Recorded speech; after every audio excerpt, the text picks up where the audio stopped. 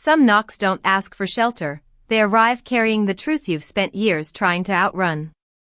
At exactly 12:03 a.m., Nathan Brooks looked up from the fading glow of the fireplace as 3 quiet knocks echoed through the front door of his sprawling Connecticut estate.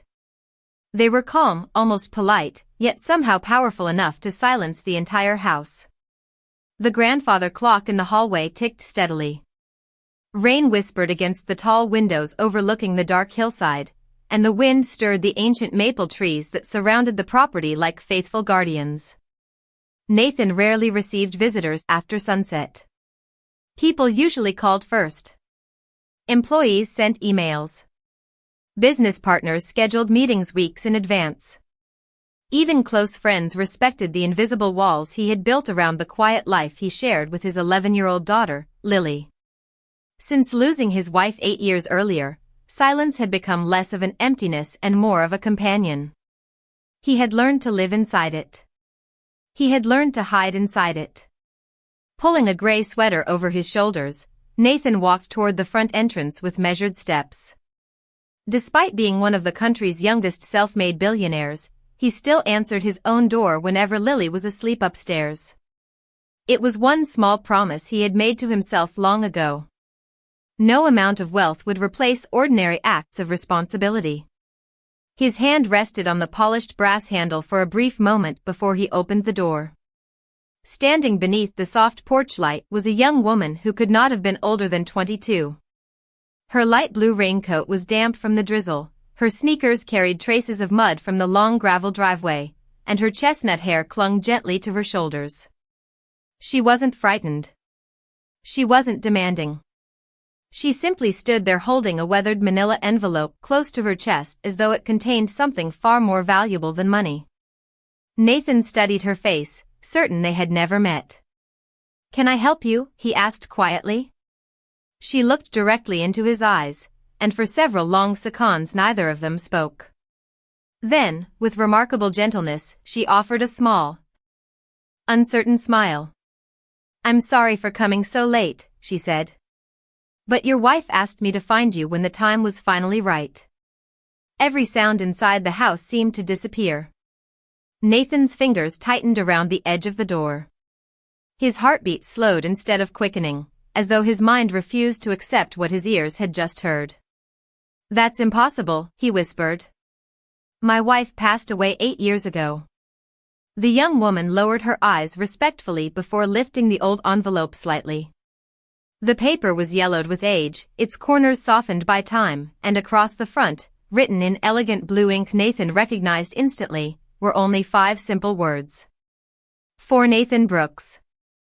Open when she arrives." His breath caught. He knew that handwriting better than his own. He had traced those graceful letters across birthday cards, grocery lists, anniversary notes, and the final letter she had left beside her hospital bed. No one else could have written those words. No one. The rain continued falling beyond the porch, but Nathan barely noticed. The young woman took one careful step backward, almost as though she expected the door to close. Instead, Nathan remained perfectly still, unable to look away from the envelope that somehow carried a voice he thought he had lost forever. For several long moments, Nathan could only stare at the envelope while the young woman waited without impatience. She did not step inside. She did not plead. She simply stood beneath the warm porch light as rain drummed softly against the stone walkway. Finally, Nathan stepped aside. "Please come in," he said quietly. She nodded with gratitude, carefully wiping her shoes on the mat before entering. The house felt unusually still. A fire crackled gently in the living room, casting golden reflections across polished hardwood floors and family photographs that lined the walls. The young woman noticed one picture resting above the mantel. It showed Nathan, his late wife Claire, and a smiling little Lily on a beach many summers ago. She smiled faintly before lowering her eyes again. Nathan noticed the glance immediately. "You knew her," he said, more as a statement than a question. "Not the way you did," she answered softly. "But she changed my life." Nathan remained standing. Every instinct told him to demand answers, yet something in her calm voice reminded him of Claire. She had always believed that truth never needed to shout. "What is your name?" he finally asked. "Emily Carter." She held the envelope with both hands before offering it to him. "She asked me never to deliver this until I believed you had found peace. I waited because I did not think you were ready before now." Nathan accepted the envelope carefully, almost afraid the paper might disappear if he moved too quickly. The handwriting across the front remained unmistakable. He traced the letters gently with his thumb before breaking the aged seal.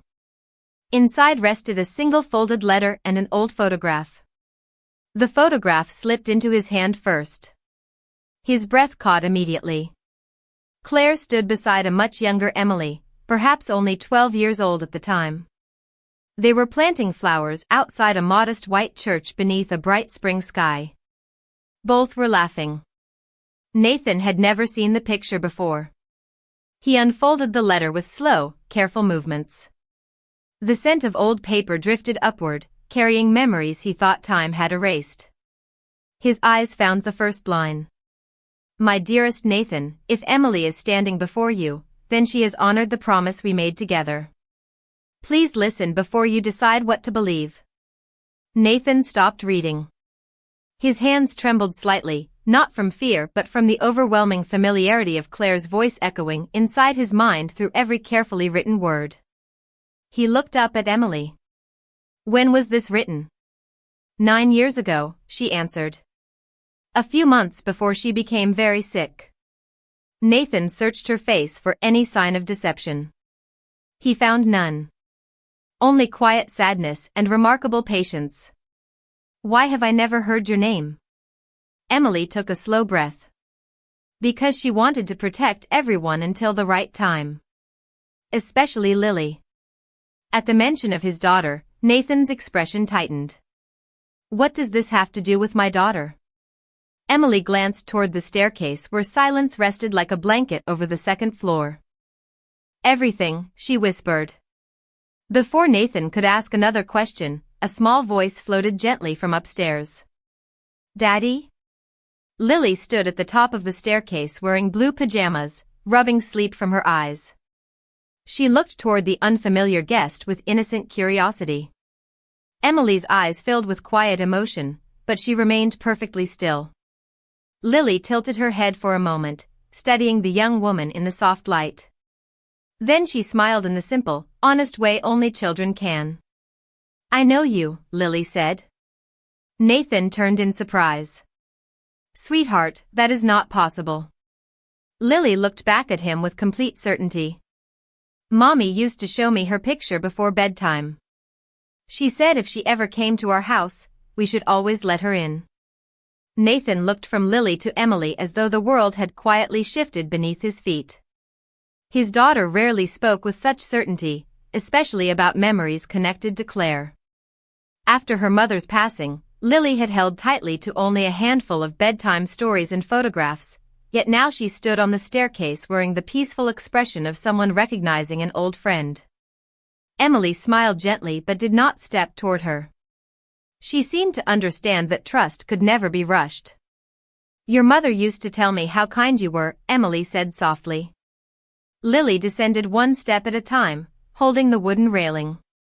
"She said you liked sunflowers," Lily replied. Emily blinked in surprise before a warm smile reached her eyes. They were her favorite too. Nathan remained silent. Every answer seemed to create two new questions. He turned his attention back to Claire's letter and continued reading. "My love, if you are reading this, then life has carried all of you farther than I ever could. There are truths I kept hidden, not because I doubted you, but because I wanted the right season for them to bloom. Please hear Emily with the same patience you once gave me." Nathan lowered the page again. Claire always wrote as though she believed life moved in seasons rather than accidents. Even during the hardest days of her illness, she had spoken about hope as if it were something quietly waiting around the next corner. "Tell me everything," Nathan said. Emily folded her hands together. 9 years ago I was 13 years old. My father had just passed away, and my mother was working 3 jobs. We lost our apartment. One Saturday afternoon I met Claire at the church garden while volunteers were planting flowers. I thought she was simply another volunteer. I did not know who she was. Nathan listened without interrupting. She noticed I kept staring at the leftover sandwiches after everyone finished eating. Instead of asking questions that might embarrass me, she simply handed me one and sat beside me on the curb. She talked about books, music, and flowers before she ever asked my name. Emily smiled faintly at the memory. That was the first time anyone made me feel seen instead of pitied. Nathan closed his eyes for a moment. That sounded exactly like Claire. Over the next 2 years she helped my mother find work, paid for tutoring without ever telling us where the money came from, and encouraged me to apply for scholarships. She never wanted recognition. She always said kindness grows stronger when nobody is counting. The fire crackled softly beside them, filling the quiet space between every sentence. Nathan glanced toward the family photographs again and realized how many moments of Claire's life he had never fully known. Why did she keep this from me? He asked almost to himself. Emily answered carefully.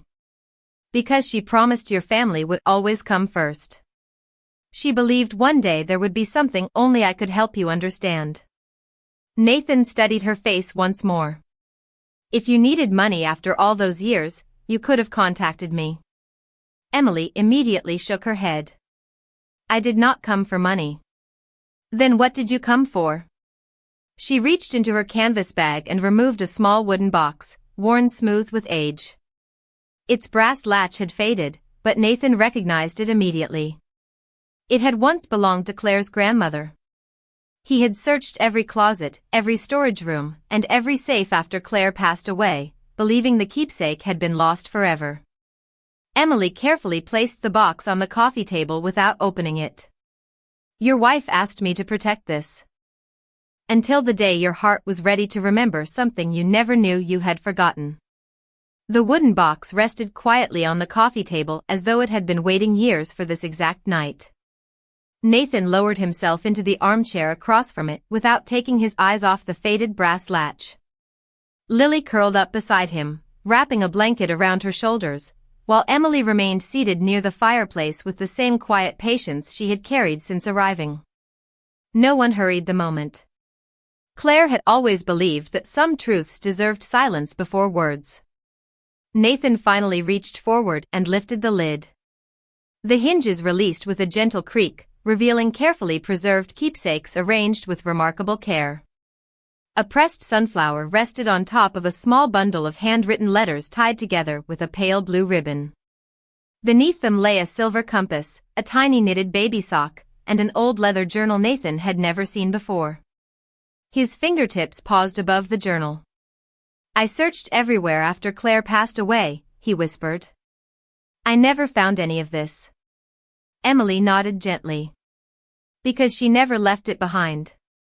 She gave it to me 6 months before she became too weak to travel. Nathan opened the journal slowly. Claire's elegant handwriting filled every page. Some entries described ordinary moments that suddenly felt priceless. Lily's first laugh. Family breakfasts on rainy Saturdays. Long drives through Vermont during autumn. Others recorded people Claire had quietly helped over the years, always refusing recognition. Nathan smiled through damp eyes as memories returned with surprising clarity. Then he reached a page marked with a folded ribbon. Across the top Claire had written, "The promise I need you to understand someday." Nathan swallowed before reading. If you are holding this journal, then Emily has done exactly what I prayed she would do. She kept hope alive when I no longer could. She protected this story because love is not measured by how quickly truth is revealed but by whether hearts are ready to receive it. Nathan continued reading, each sentence slowing his breathing. Years ago, before our own family faced illness, Emily reminded me that kindness grows best when someone believes in you before you believe in yourself. I wanted Lily to grow up knowing that generosity is never complete unless it inspires another generation to continue it. Nathan closed the journal briefly and looked toward Lily. She leaned closer, listening with wide, thoughtful eyes. "Mommy talked like that," she whispered. "She always said goodness keeps traveling." Nathan smiled softly. "Yes, sweetheart. She did." Emily reached into the box and carefully removed the silver compass. Its glass face reflected the warm firelight. "Claire carried this almost everywhere," Emily said. "Whenever I felt lost, she would place it in my hand and remind me that a compass does not remove the storm. It simply helps you remember where home is." Nathan accepted the compass with quiet reverence. He remembered giving it to Claire during their first anniversary after finding it in a small antique shop along the Maine coast. He had thought it disappeared years earlier. Instead, she had entrusted it to someone whose life she believed would someday intersect with theirs again. He turned another page inside the journal and discovered an envelope sealed with dark blue wax. Across the front Claire had written only one sentence. "For the day Nathan asks the question he never thought to ask." Nathan looked at Emily. "What question?" Emily lowered her eyes before answering. "You have spent 8 years asking why Claire had to leave. She believed one day you would finally ask a different question." Nathan frowned gently. "Which question?" Emily met his gaze with quiet certainty. "Who did she become during the moments you could not see?" The room fell still once again. Outside, the rain had finally stopped. For the first time that night, moonlight slipped through the tall windows, washing the journal, the compass, and Claire's carefully guarded memories in a calm silver glow, as though even the darkness itself had stepped aside to let the truth find its way home. Nathan did not open the sealed envelope immediately. Instead, he held it carefully in both hands, studying the familiar wax seal Claire had pressed years before. The room remained wrapped in a peaceful silence. Lily had fallen asleep beside him, her head resting gently against his shoulder, while Emily quietly covered her with the folded blanket without saying a word. Nathan noticed the simple gesture. It carried the same quiet kindness Claire had always shown to others. He looked toward Emily. "Tomorrow morning," he said softly, "I want to know everything. Every place. Every person. Every part of her life I never knew." Emily nodded. "That is exactly what she hoped you would say." Dawn arrived beneath a pale gray sky, washing the estate in cool morning light. Nathan rarely canceled meetings, but before sunrise he had already instructed his assistant to clear his schedule for the next several days. Billion-dollar negotiations could wait. For the first time in years, something far more valuable demanded his attention. After Lily left for school with a warm hug for both Nathan and Emily, the two of them drove toward the small church where Claire had first met 13-year-old Emily. The building stood quietly at the edge of a modest neighborhood, surrounded by towering oak trees and carefully tended flower beds. It looked almost unchanged from the photograph Nathan had discovered inside the wooden box. An elderly groundskeeper smiled as Emily approached. "You came back," he said warmly. "Claire always believed you would." Nathan introduced himself, expecting surprise when the man recognized his name, but instead the groundskeeper simply shook his hand with gentle respect. "Your wife never talked about your success," he said. "She talked about your character."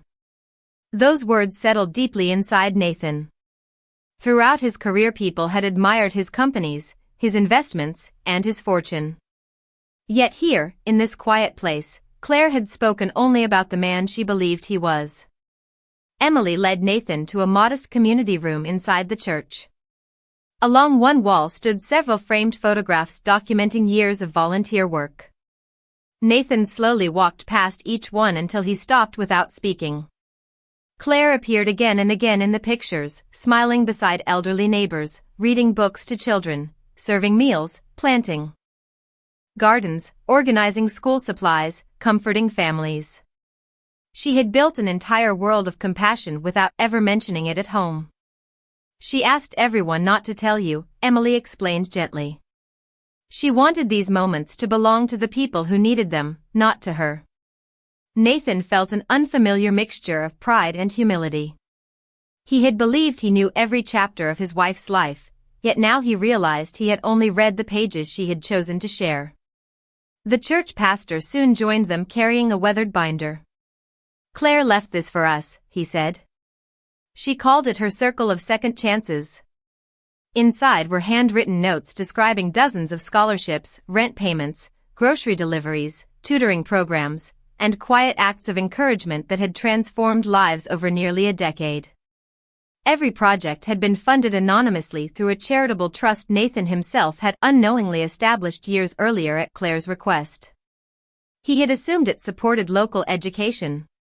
He had never asked for details because he trusted her completely. Emily turned another page until Nathan saw a familiar signature at the bottom. Claire had written one final instruction.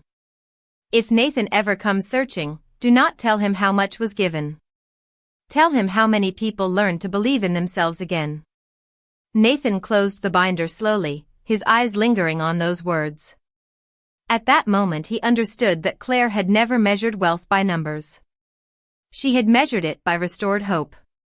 Then the pastor reached beneath the table and carefully placed a small locked metal box before Nathan.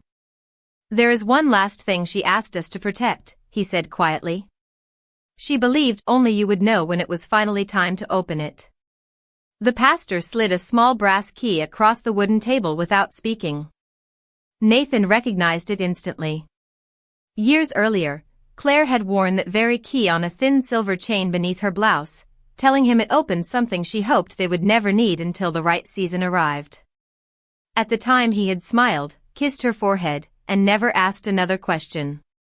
Now he understood that her quiet smile had carried an entire future. Inside it. He inserted the key into the lock with slow, careful hands. The metal clicked softly. Inside rested a leather folder, several handwritten pages, and a folded map marked with blue circles across Connecticut and neighboring states. Emily leaned closer but said nothing. Nathan opened the folder first. Every document inside belonged to the charitable trust Claire had quietly managed for nearly a decade. There were names of families, students, widows, veterans, teachers, and small business owners. Beside each name Claire had written brief notes, never about financial need alone, but about courage, honesty, perseverance, and kindness. She had invested in people the way others invested in companies. Nathan slowly turned each page, amazed by how carefully she had remembered every life. Then one sentence caught his attention. "If one act of kindness becomes another, the gift was never mine. It became theirs." Nathan closed his eyes for a moment. Throughout his career he had measured success in growth charts, quarterly reports, and expanding opportunities. Claire had measured success by something invisible, watching compassion travel quietly from one heart to another. The pastor gently unfolded the map. Blue circles surrounded churches, libraries, community centers, and schools. "These are not donations," he explained. "These are living promises." Claire visited every place herself whenever she was able. After she became ill, Emily continued visiting many of them without anyone knowing why. Nathan looked toward Emily with genuine surprise. "You have been doing this all these years?" Emily nodded modestly. "Not because I had to. Because someone once believed in me before I believed in myself." Nathan understood then why Claire had trusted her so completely. This young woman had not simply protected memories. She had protected an entire philosophy of living. As the afternoon sun filtered through the stained glass windows, colorful reflections drifted across the old wooden floor. Everything felt peaceful until Nathan noticed one final sealed page resting beneath the folder. Across the front Claire had written, "Read only after you have seen the people instead of the numbers." Nathan carefully unfolded it. "My dearest Nathan, if you have reached this page, then you have finally walked through the quiet world that gave my life its deepest joy. There is only one promise left. Please do not preserve these acts of kindness as memories. Let them keep growing after I am gone. Do not build monuments to me. Build opportunities for others. Nathan's vision blurred as he continued reading. Trust Emily. She does not need your wealth. She needs your partnership. Together you can protect something far more valuable than money. You can protect hope. Nathan lowered the letter slowly. For several moments no one spoke. The silence inside the church did not feel empty. It felt full of Claire's unmistakable presence, gentle, wise, and quietly guiding each of them toward tomorrow. Nathan finally looked at Emily with new understanding. You never came here asking for anything, he said softly. Emily smiled with tears shining in her eyes. No, she answered. I came because Claire believed there would come a day when you would stop searching for what you lost and begin building what she dreamed would outlive us both. Nathan drove home in thoughtful silence, the late afternoon sun stretching long golden shadows across the quiet country roads. Emily sat beside him looking out the passenger window, watching rolling hills and weathered barns drift by without saying a word. Neither of them felt the need to fill the silence. Claire had always believed that the most important conversations often began only after people stopped speaking. When they arrived at the estate, Lily came running across the front lawn after stepping off the school bus. She threw her backpack onto the porch and wrapped her arms around her father before smiling at Emily. Did Mommy leave more surprises? She asked with innocent excitement. Nathan knelt beside his daughter and gently brushed a loose strand of hair behind her ear. She left something even better, he answered softly. She left us a purpose. Lily tilted her head, thinking carefully before nodding.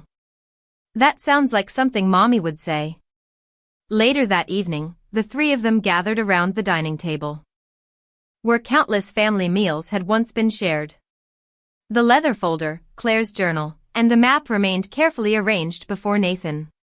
For the first time in years, the enormous house no longer felt empty. It felt alive with unfinished dreams waiting to be continued. Nathan reached for his phone and made only one business call. Cancel tomorrow's board meeting, he told his executive assistant. Reschedule everything that is not urgent. There was a surprised pause on the other end of the line. Sir, investors have already flown in from California. Nathan looked toward the journal before answering calmly. They can wait one more day. Some investments are measured differently. After ending the call, he turned to Emily. Tomorrow we begin visiting every place on Claire's map. Emily smiled gently but hesitated before speaking. There is something I never told you. Nathan listened quietly. During the last week of her life, Emily continued, Claire asked me one question. She wanted to know whether I would keep helping people even if nobody ever learned her name. Nathan lowered his eyes. What did you tell her? Emily smiled through tears. I told her kindness does not need witnesses. It only needs someone willing to continue it. Nathan felt a quiet warmth settle over his heart. That answer sounded exactly like the woman he had loved. As evening settled outside, they began reading through the remaining pages of Claire's journal together. Some entries described students who had become teachers. Others told of struggling parents who eventually opened businesses that now employed neighbors in need. One elderly veteran had written a simple thank you note after receiving enough help to keep his family home. Every story ended the same way. The people Claire had encouraged eventually helped someone else. Her compassion had quietly multiplied across years without recognition or applause. Nathan finally understood why she had hidden so much from him. She had never wanted her work to become another headline connected to his fortune. She wanted goodness to remain personal, ordinary, and sincere. As the grandfather clock struck 9, Nathan closed the journal and walked toward the large picture window overlooking the peaceful grounds. Moonlight reflected across the small lake beyond the gardens where Claire once loved to sit during summer evenings. Emily joined him quietly. Do you know what surprised Claire the most about you? She asked. Nathan smiled faintly. Probably that I worked too much. Emily shook her head. No. She always said your greatest strength was never building successful companies. It was that whenever someone you loved truly needed you, you always came home. Nathan looked toward Lily, now asleep on the living room sofa with the journal resting gently against her chest. His eyes softened. Claire had been right once again. Wealth had built the house around them, but love had always been the reason it felt like home. And for the first time since Claire's passing, Nathan realized that tomorrow was no longer something he feared. It had quietly become the place where her final promise would finally begin. The following morning began beneath a brilliant autumn sky that painted the countryside in shades of amber and gold. Nathan, Emily, and Lily set out together with Claire's hand-drawn map resting on the dashboard between them. Their first stop was a small public library tucked into a quiet New England town where children gathered every Saturday morning to read with volunteers. The librarian welcomed Emily with a smile that carried years of gratitude. Claire always said one good story could change the direction of a life, she said as she led them toward a bright reading corner filled with colorful books and handmade drawings.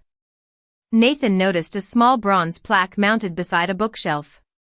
It did not mention Claire's name. Instead, it simply read, "Someone believed in you before you believed in yourself." Emily smiled softly. She insisted every place use those words instead of her name. Nathan rested his fingertips against the plaque for a moment, understanding more deeply than ever why Claire had remained invisible behind every act of generosity. She had wanted people to remember hope instead of the person who delivered it. As the day continued, they visited a neighborhood bakery where a young couple proudly explained how an anonymous scholarship had allowed them to attend culinary school before opening their family business. They stopped at a community garden where volunteers harvested fresh vegetables for local families, then at a small vocational center where adults learned new skills after difficult seasons in their lives. Every destination revealed another quiet chapter of Claire's unseen legacy. At each stop, people remembered her laughter, her patience, and her remarkable ability to listen before offering help. Not one person mentioned her wealth. Not one person praised her generosity with grand words. They spoke instead about how she made them feel respected. By late afternoon they reached the final blue circle marked on the map. It was a modest farmhouse surrounded by open fields where an elderly widow named Margaret welcomed them onto the porch with warm tea and homemade apple pie. Margaret looked at Nathan with kind eyes. "Your wife told me something I have never forgotten," she said. "She said that pain can either close your hands or open your heart. She chose the second one every single day." Nathan smiled quietly. "She did." Margaret reached into a small cabinet and carefully removed an old wooden picture frame. Inside was a photograph of Claire sitting on this very porch beside Margaret years earlier. Between them sat a little girl with scraped knees, missing front teeth, and an enormous smile. Nathan recognized Emily immediately. "That was the day Claire convinced me to apply for college," Emily said. "I told her people like me did not belong there." Margaret laughed gently. "Claire looked at you and said that opportunity has never cared where someone begins. It only asks whether they are willing to keep walking." Lily listened closely before slipping her small hand into Emily's. "Mommy helped you grow up," she whispered. Emily looked down with grateful eyes. "She did. And now I hope to help someone else the same way." As the sun slowly settled behind the hills, Nathan realized something extraordinary had happened throughout the day. Every person they met had become part of the same quiet chain of kindness. None of them had been rescued forever. They had simply been given enough hope to begin again, and then they had chosen to pass that hope forward. Driving home beneath a sky glowing with the first evening stars, Nathan no longer felt like the guardian of a fortune. He felt like the steward of a promise. Claire had never asked him to preserve her memory. She had asked him to continue her work. Beside him, Emily unfolded the map one last time before carefully turning it over. On the back, written in Claire's unmistakable handwriting, was one final sentence none of them had seen before. "The map ends here, but the journey begins wherever the next person is waiting to be seen. Several weeks later, the first cool breeze of early November drifted across the gardens surrounding the Brooks estate as families, teachers, veterans, students, and neighbors quietly gathered beneath rows of maple trees whose leaves shimmered like gold in the afternoon sunlight. There were no television cameras. No reporters. No banners celebrating a billionaire. Nathan had declined every request for publicity. Claire would have wanted the day to belong to the people whose lives had become connected through kindness rather than headlines. At the center of the garden stood a simple wooden sign beside a newly planted circle of sunflowers. It carried only 7 words. Someone believed in you before you believed in yourself. Nothing else. No family name. No company logo. No dedication carved in stone. Just the message Claire had spent her life quietly living. Nathan stepped onto the small wooden platform and looked across the peaceful crowd. Lily stood beside Emily in the front row, their hands gently clasped together. The elderly pastor smiled warmly. Margaret waved from beneath a wide-brimmed hat. Children laughed softly as they chased autumn leaves across the grass. Every face represented another chapter of the invisible story Claire had begun years before. Nathan took a slow breath before speaking. For many years I believed success meant building something that people could see. Bigger companies. Taller buildings. Greater achievements. Then one quiet night, a gentle knock at my front door reminded me that the greatest things in life often remain invisible. The audience listened without interruption. My wife taught me that kindness does not ask for applause. It asks to be continued. She spent years changing lives without needing anyone to remember her name. I cannot think of a greater legacy than that. He turned toward Emily with grateful eyes. There is someone here who protected that legacy when I did not even know it existed. She honored a promise for nearly a decade without asking for recognition, reward, or gratitude. Emily lowered her head modestly as the crowd offered warm applause. She smiled but remained exactly where she stood, uncomfortable with attention, just as Claire had always been. Nathan reached into his jacket pocket and removed the old silver compass. The afternoon sun reflected gently across its polished surface. Claire once said this compass does not remove the storm. It simply reminds us where home is. Today I finally understand what she meant. Home is not only where we live. Home is wherever people choose compassion instead of indifference. He carefully placed the compass inside a small glass display at the edge of the sunflower garden, not as a priceless family treasure but as a quiet reminder that every journey toward hope begins with a single decision to care. Lily looked up at her father and smiled. "Mommy would like this," she whispered. Nathan felt his heart grow lighter than it had in many years. "I think she already does." As evening settled across the estate, guests slowly departed with hugs, laughter, and promises to meet again. The garden gradually became quiet except for the gentle rustling of leaves overhead. Nathan, Lily, and Emily remained standing beneath the fading sky, watching the first stars appear one by one. None of them spoke. They did not need to. The silence carried gratitude instead of sorrow now. Nathan looked toward the front gate in the distance where weeks earlier a young woman had arrived carrying nothing more than an old envelope and an even older promise. He smiled to himself, finally understanding that the unexpected visitor had never come to change his fortune. She had come to restore his perspective. And as the last light of day disappeared beyond the hills, Nathan realized the greatest inheritance Claire had ever left behind was not hidden inside a journal, a map, or a wooden box. It lived quietly inside ordinary people who chose dignity over pride, generosity over recognition, and hope over fear. That was the kind of wealth no market could measure, no hardship could erase, and no passing season could ever take away.